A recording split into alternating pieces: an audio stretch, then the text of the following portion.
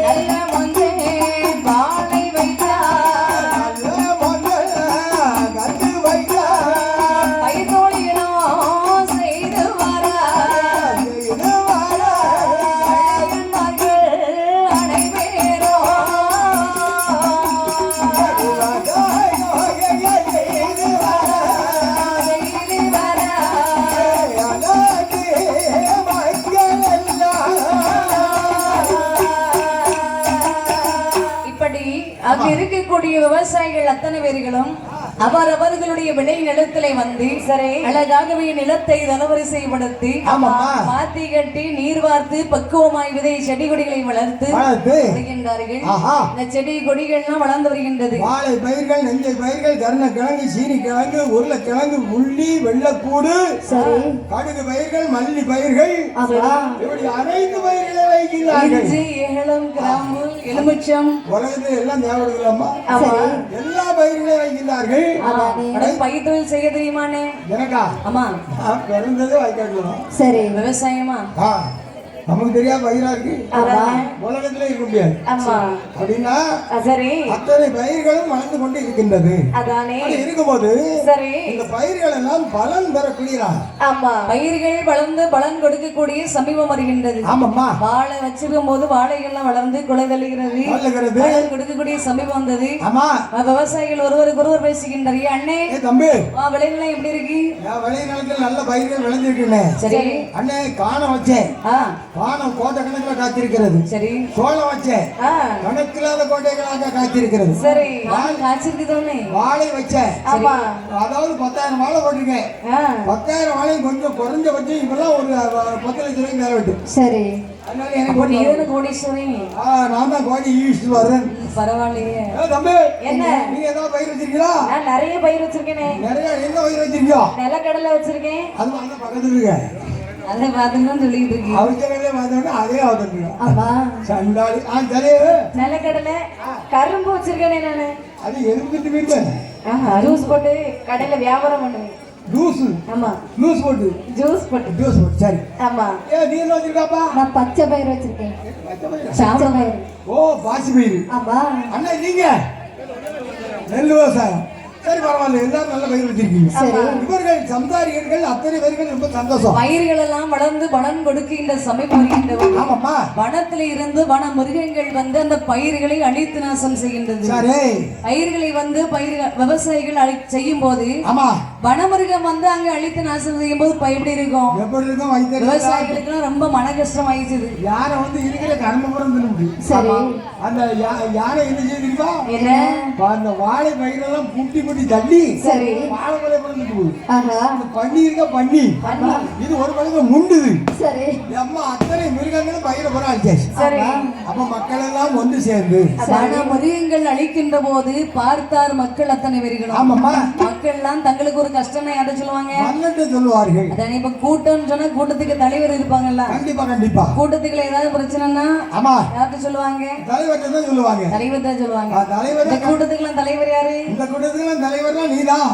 ஆமா, நீதான் உண்மை சொன்னோம்மா. அதானே எப்பவும் நான் தான் சொல்லிட்டு இருக்கேன், பபிதா தான் தலைவர் அப்படின்னு. ஆமா, அந்த கூட்டத்துக்குலாம் தலைவர் யாரு? அந்த கூட்டத்து தலைவர் அங்க இருந்தாரு. தாயாகி முத்தார் தானையா? ஓ அது உண்மை. முத்தாரம்மா இல்லைன்னா உலகத்துல என்ன இருக்கு? அதானே. முத்தார் இல்லைன்னா நம்ம எல்லாரும் செத்தாரு. சரி. கடவுள் தான் எல்லாருக்கும் தலைவர். கண்டிப்பா இறைவன் ஒருவனே உண்டு. சரி. உலகம் இல்லை என்றால் ஆமா. மனிதர்கள் இல்லை. சரி. அம்மா இல்லைன்னா கருணை கடலாக இருக்கக்கூடிய முத்தார் அம்பிகை இல்லைன்னா நம்மளும் இல்லை. திக்கற்றவருக்கு தெய்வமே துணைன்னு சொல்லுவாங்க. சபா. நம்ம கஷ்டம் சொன்னா நம்ம தெய்வத்திட்ட வந்து முறையமிடுவோம். கண்டிப்பா கண்டிப்பா. அதாவது எல்லாருக்கும் ஆளுக்கு ஒரு தந்தை வீட்டுல இருப்பாங்க. ஆனால் நமது ஆலயத்தில் இருக்கக்கூடியவர்கள் தான் தாயும் தந்தை எல்லாரும். சரி. இந்த உலகத்தில் கஷ்டம் சொன்னா மக்கள் எல்லாரும் வந்து அம்மாட்ட வந்து முறையமிடுவாங்க. எப்படி? அம்மா கிட்ட முறை எப்படி விடுவாங்க? எப்படிமா தாயே முத்தாரம்மா என்னுடைய கஷ்டத்தை தீர்த்து வச்சிருப்பா. அம்மா என் பிள்ளை 10 படிச்சுட்டு இருக்காம்மா. ஆனா நாமளும் இன்னொரு ஐயாவுல குழந்தைல எப்படி கொண்டு வந்து தெரியுமா?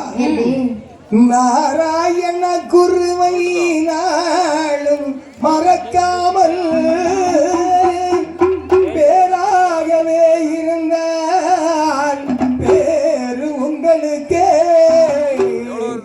பேராகவே இருந்தால் பேரு உங்களுக்கே, உங்களுக்கே உங்களுக்கு. ஐயா நாராயணா என்ன மட்டும் காப்பாத்தி அவன் ஊருக்காரமும் நாசமா நத்தவள வச்சு. சரி. இப்படியா முறையமிடுவா? நாட்டம் கொண்டாடி கலந்து கொப்பும் குழையும் போட்டுருக்க ஐயா. அவ்வளோத்தையும் எனக்கு வாங்கி தந்தீங்கன்னா அவங்க 100 தேங்காய் உடச்சிருவாங்க. சரி. நாராயணருக்கு. ஆமா. சரி அப்படி இல்லைன்னா ஐயா ஒருவேளை நாட்டாம கொண்டாடி கலந்துறதுக்கு நகை ஒன்றும் கலக்க முடியலன்னா சரி நாட்டாம கொண்டாடி கொண்டு என்கிட்ட தள்ளி விட்டியா 100 வாழைப்பழம் வாங்கி வச்சிருவாங்க. படுபாவி இப்படி இல்லாம போய் அம்மாட்ட வேண்டுவாங்க. நாட்டாமனுக்கு அது 3 கோடி ரூபாய் நகை. சரி. என்னைக்கு அடுத்த வீட்டு அழாத என்ன இப்படி எல்லாம் அழக்கூடாது. நம்ம அப்படிதான் கும்பிட நீ நல்லத மனசுல நினை, மக்கள் நல்லதே நடக்கும். ஜாமி கூட போறாங்க. ஆமா. கும்பிட போறவங்க எப்படி கூடாது தெரியுமா? எப்படி? வாலிப பசங்க ஜாமி கூட போறாங்க. சரி. கை இப்படி இருக்கும். சரி. மேலோய் பாப்போம். ஆமா. இந்த லூசு எங்க போனாலும் தெரியும். எந்த லூசு? சரசு. கோயில் வாரன்னு சொன்னாலே. சரி. மணி 12 மணி ஆச்சு. சரசு யாருனே? சரசுன்னு நம்ம அதேதான் நம்ம சின்ன ஆளு. அவ தான் சரி வரல. சரி. சரி அவ சுந்தரிக்கு வரவே இல்லையா? ஒருத்தனுக்கு எத்தனை? அது 4 சுந்தரி காணியே. சரி. சுந்தரி நீயும் சுந்தரன் யாரும் சேர்ந்திருந்தால் திருவோடம். நான் எப்படி வேண்டுவேன் தெரியுமானே? எப்படி?